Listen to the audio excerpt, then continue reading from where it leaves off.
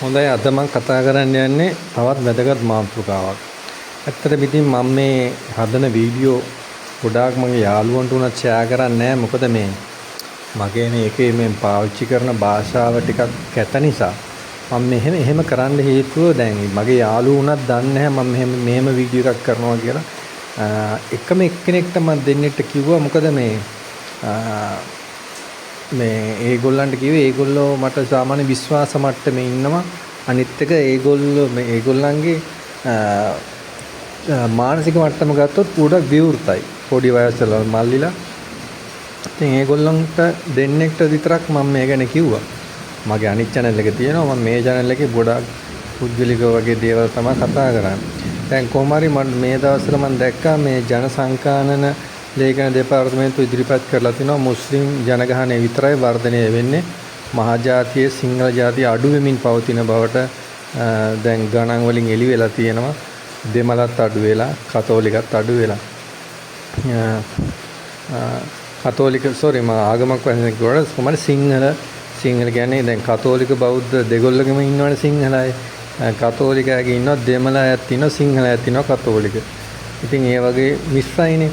බෞද්ධ ගත්තොත් 99.9%ක්ම සිංහල අය බෞද්ධ ලංකාවේ. වෙන අවන්නි ජාතීන් වල අය බෞද්ධ වෙලා ඉන්නවා කීපයක්. ගොඩාක් නෙමෙයි. කියන්නේ ටික දෙනෙක් දෙමළ, ටික දෙනෙක් මුස්ලිම් අය වගේ අය බෞද්ධ වෙච්ච අය ඉන්නවා. මට එහෙම මුණ ගැහිලා තියෙනවා. කොහොම හරි මම මේ කියන්න හැදුවේ අනිවාර්යයෙන්ම දැන් මේ 2025 2050 වෙද්දී ලංකාවට දැනෙන්න මුස්ලිම් ප්‍රජාව වැඩි වෙනවා. මම හිතන්නේ නැහැ ගොඩාක් ලදින්න පුළුවන් කියලා. අනිවාර්යෙන් ලංකාව මුස්ලිම් රාජ්‍යයක් වෙන්න ඉඩ කඩ තියෙනවා.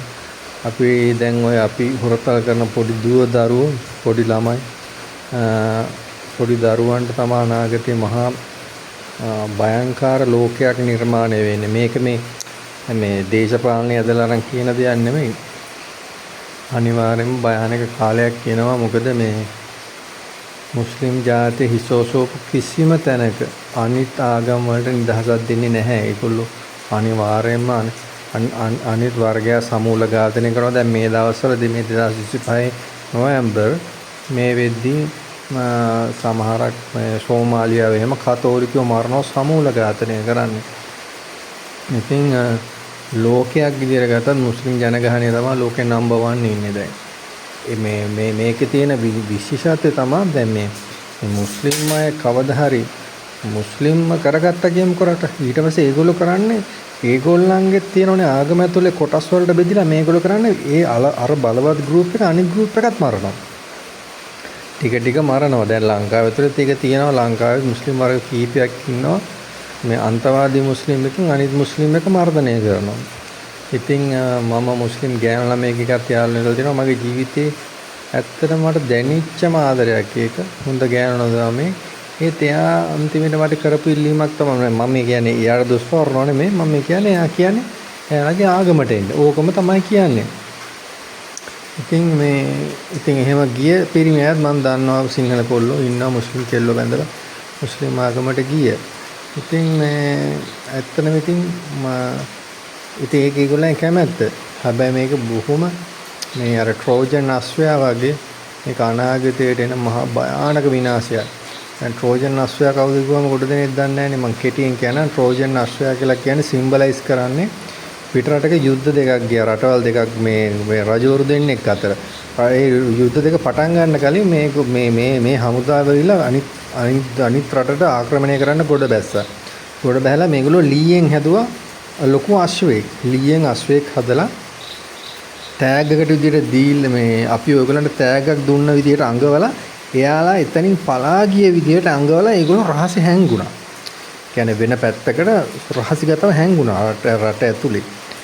හැංගිලා මේ අරගොල්ලෝ ඊට බැලුවා මේ යුද්ධයට ආපු කට්ටිය ඔක්කොම ගිහිල්ලා ඒගොල්ලෝ හිතුවා මේගොල්ලෝ අපිත් එක්ක යුද්ධ කරන්න නැතිව මේ ගිහිල්ලා පරාජය බාරනගම මේ ලීයෙන් අපිට අස්වැකුත් හදලා දීලා තියෙනවා කියලා ඒගොල්ලෝ මේ අස්වැව අරගෙන ගියා මේ තමුන්ගේ රට ඇතුළට. තමුන්ගේ රට කියන්නේ මේ අර නගර සීමාව ඇතුළට අර ලොකු තාප්පුව දාලා වට කරලා තියෙන සීමාව ඇතුළට ගෙනිච්චා. මේ ඇතුලේ හිටියේ අර ගොල්ලොන්ගේ ඒ කාලේ ඉන්න විශේෂ බලකාය. විශේෂ බලකායෙන් මේ සෙබළු වගේ 10ක් වගේ තමයි හිටියේ. දැන් කාලේ වගේ තුවක්කු නෙමෙයි කඩු පිනිසි පාවිච්චි කරන විශේෂ බලකා ඒ කාලේ. ඒගොල්ලෝ සද්ද නැතුව හිටිය ඇතුලේ ඉඳලා මේගොල්ලෝ රාත්‍රී නිින්දට ගියලා මේගොල්ලෝ දොර අර එළියට ඇවිල්ලා මේගොල්ලෝ කරපු වැඩේ අර ප්‍රධාන ගේට්ටුව මුලට හිටපු කට්ටියව මරලා ගේට්ටුව ඇරියා. ගේට්ටුව ඇරිද්දි එළියේ කට්ටිය සූදානම් වෙලා හිටිය ඇතුලට එන්න. ඉතින් මේගොල්ලෝ ශනිකව ඇතුලට ඇවිල්ලා මේ මුළු මහා සමූල ඝාතනයක් කරලා කොහොම හරි ඒ රට අල්ලගත්තා. ඒ රාජ්‍යය. මොකද තමයි ට්‍රෝජන් අශ්වයා වගේ සිද්ධියක් කියලා කියන්නේ. දැන් මේ මුස්ලිම් අය ලංකාවට බේරුවල පැත්තෙන් එද්දී අපි ඉතින් අනුකම්පාවට කියන්නේ මිනිස්සු ඒ කාලේ මිනිස්සු හිතන්නේ නැතුව ඉතින් දැන් අපි වුණත් මිනිස්සුන්ට කාණ්ඩ සතෙක්ට අසරණ වෙලා ඉතින් අපි වුණත් උදව් කරනවා. අපි හිතන්නේ නැහැනේ මේගොල්ලෝ කවදා හරි ගොඩ නැගිලා මුන් අපිවම කයි කියලා. ඒ වගේ දෙයක් තමයි මේ මුස්ලිම් ප්‍රජාවෙන් වෙන්නේ. මේක ඇත්තටම මහා භයානක ඛේද වාචකයක්. ඉතින් මං හිතන්නේ දැන් මේ අවුරුදු 30ක යුද්ධ ඉවර වෙලා මහා කාලයක් යන්න කලින් නැවත යුද්ධයක් එයි. හැබැයි මේ එන යුද්ධේ අර යුද්ධයට වැඩිය බලවත් යුද්ධයක්. මොකද මුස්ලිම් රටවල් වලින් අනිවාර්යෙන් ඒගොල්ලන්ට උදව් කරනවා සුපිරියටම. මොකද අපේ පැත්ත ගන්න මහා ගොඩක් රටවල් නැහැ. හිටියත් ඒ රටවල් ඇතුළේ මුස්ලිම් ප්‍රජාව බලවත්. දැන් ඉදිරියේදී ගණන් බලලා තියෙනවා රුසියාවත් අවුරුදු ගානකින් මුස්ලිම් ජනගහනයේ බලවත්ම රටක් වෙනවා. එතකොට මුස්ලිම්කරණය වීමට ඒ රට වැඩි කල් යන්නේ නැහැ. චීනය විතරයි මේක පාලනය කරන්නේ. චීනයට විතරයි පාලනය කරගෙන තියෙන්නේ. වෙන කිසිම රටක් මේ විදිහ පාලනය කරලා නැහැ මේක. චීනය ආයතව සිංගප්පූරුවත් මේ අන්තවාදී මුස්ලිම් එකට chance එකක් දෙන්නෙම නැහැ. බොහොම සූක්ෂම වහගහන් ඉන්නේ ඉවරම කරලා දාන මට්ටමේ ඒගොල්ලොත් තියෙන්නේ. චයිනත් ඒ වගේ. ඉතින් උතුරු කොරියාවම කොහොමදවත් දෙන්නේ නැහැ නේ chance. අනිත් රටවල ඔක්කොම වගේ මේ මුස්ලිම් අන්තවාදය ගිලගෙන ඉවරයි. දැන් හැබැයි පීස්ෆුල් මුස්ලිම් අය ඉන්නව වෙන අයත් එක්ක ගැටලුවක් නැති මුස්ලිම් අය ඉන්දුනීසියාවලත් එහෙම ගෝතවේසික පුතාලා ඉන්නවා. මේ කැරිමදාර තම්බි ඉන්නවා නැතුව නෙමෙයි. ඒත් බහුතරයක් මට මුස්ලිම් ළමයෙකුත් හම්බෙලා දෙනවා. ඒගොල්ලෝ බෞද්ධ වෙලා. කියන්නේ ඒගොල්ලෝ මේ ඉන්දුනීසියාවේ ලොකු වෙනසක් තියෙනවා. අනිත් රටවල ලෝක නැහැ. ඉතින් ඇත්තටම අනාගතයේ මේ එන බය අනිවාර්යයි. ඒක ඉතින් වැළැක්විය නොහැකි දෙයක් මට්ටමට දැන් ඇවිල්ලා තියෙන්නේ. ලෝක යුද්ධයකින් පමණක් මේක පාලනය වීමක් වෙයි. ලෝක යුද්ධයත් එන්ඩිට තියෙනවා. 2027 වෙද්දී මහා විනාශයක් වෙන බවට ගොඩක් දෙනෙක් අනතුරු අඟවලා තියෙනවා. මේ මහා විනාශයක් වෙන්න ඉඩකඩක් දැන් හැදීගෙන එනවා. එක්කෝ ලෝක යුද්ධයක් එන්න පුළුවන්. අනිවාර්යයෙන්ම යුද්ධයක් තමයි එන්නේ. ඒක වළක්වන්න බැරි මට්ටමට මට හිතෙනවා. දැන් ගොඩක් ස්වාමීන් වහන්සේලා විද්වතුන් එහෙම උපකල්පනය කරනවා.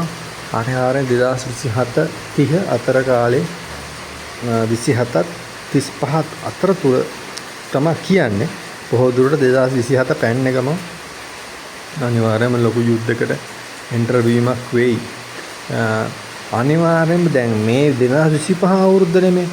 අපි මේ කාලේ අපි අනිවාර්යෙන් ලෑස්ති වෙන්න ඕන වැදගත්ම දේවල් තියෙනවා. අපි ලෑස්ති වෙන්න ඕන අපිට සල්ලි තියෙනවා නම් තමුන්ගා මුදල් අතිරික්තයක් තියෙනවා. රත්තරන් අරන් දාගන්න එක ගොඩක් වටිනවා. රත්තරන් රිදි වගේ දේවල් අරන් දාගන්න එක ගොඩක් වටිනවා.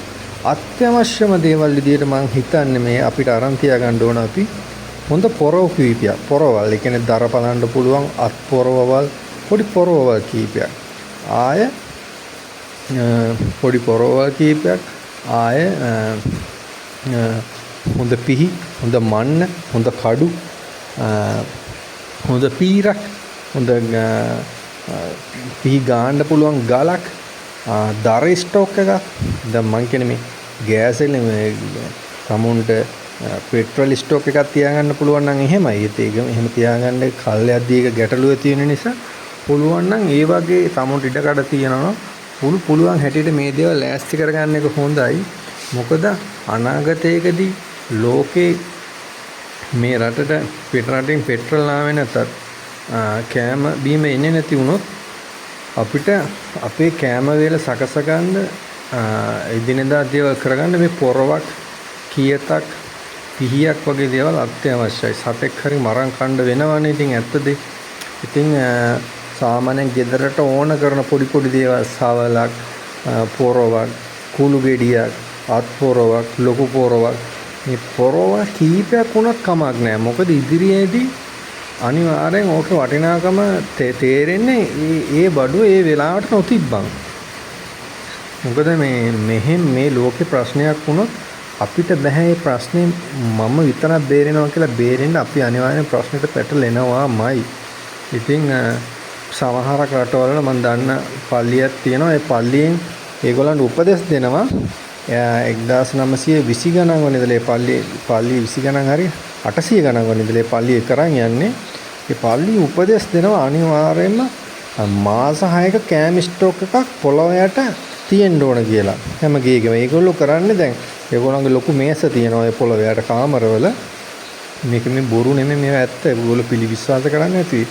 Church of Jesus Christ of Latter Day Saints කියලා ඒගොල්ලන්ට කියන්නේ මොමන්ට්ස් කියලාත් කියනවා ඒගොල්ලන්ට. ඒගොල්ලෝ මේ යූටා ජනපදයේ මුල් කරගෙන තමයි ගොඩාක්ම ඉන්නේ. ඒගොල්ලෝ ඇමරිකා මුල් කරගත්ත කතෝලික සභාවක්. ඒගොල්ලන්ගේ මේ පොළොව යට මාස 6ක් ගොඩාක් දෙනෙක් ස්ටොක් තියනවා. මේ ස්ටොක් වල තියෙන සෑමන් පවුඩර් කරපු බිත්තර පවුඩර් මේ මීට් වර්ග බත් වර්ග අල වර්ග ඒ කියන්නේ ඩ්‍රයි පවුඩර් කරපුවා එහෙම වේලපු පළතුරු ඒ කියන්නේ ඩ්‍රයි ෆ්‍රීස් කරපු අන්න එහෙම මේගොල්ලෝ පොළොව යට මාස 6ක ස්ටොක් එකක් තියෙනවා. මේ මෙතන පළතුරු විතර නෙමෙයි තියෙනවා. ආයෙ තියෙනවා ගෑස් වර්ග ආයෙ පෙට්‍රල් ආයෙ පොරව කඹවල් මේ විල්බැරෝ කුළු ගෙඩි මන්න කඩු තුවක්කු මේ හැම දෙයක්ම ස්ටොක් එකක් තියෙනවා. මාස 6ක ස්ටොක් එකක් කියලා කියන්නේ ඒගොල්ලෝ බලාපොරොත්තු වෙන්නේ පිටින් කිසි දෙයක් නැතුව මට මාස 6ක් මේ ස්ටොක් එකෙන් රන් වෙන්න පුළුවන් වෙන්න ඕන මගේ ගෙදර ඇත් එක. අන්න ඒ වගේ ස්ටොක් එකක් තියා ඒගොල්ලෝ මේ දිරිමත් කරලා දෙන ඉතින් ඒගොල්ලන්ගේ ආර්ථික හැකියාවත් එක්ක ඒගොල්ලෝ ඒක කරන් යනවා. පුළුවන් හැටියට අපිත් මේකට ලෑස්ති වෙන්න ඕන.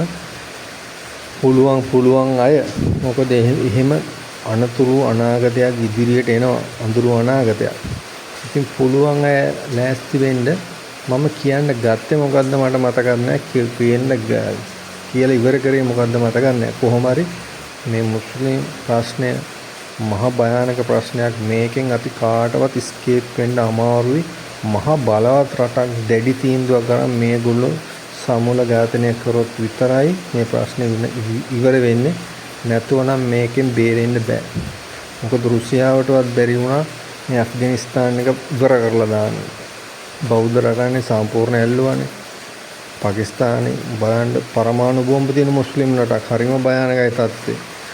තුර්කිය යුරෝපීය යුනියන් එකේ ඉන්න බලවත්ම මුස්ලිම් රාජ්‍ය.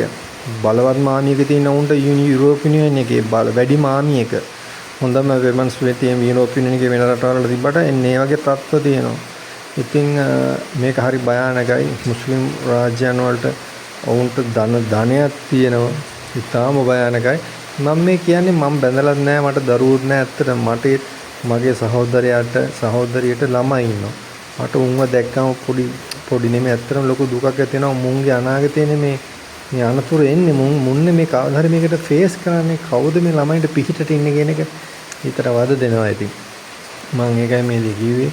මොකද අපි අන්‍ය ජාතිකයන්ට ගරු කරාට අන්‍ය ජාතිකයන්ට කේස් නොදාගන්න නැතුව හිටියට උන් එහෙම කරන්නේ උන් අනිවාර්යෙන් අල්ලාගෙන මේ අනිත් එකව මරනවාමයි.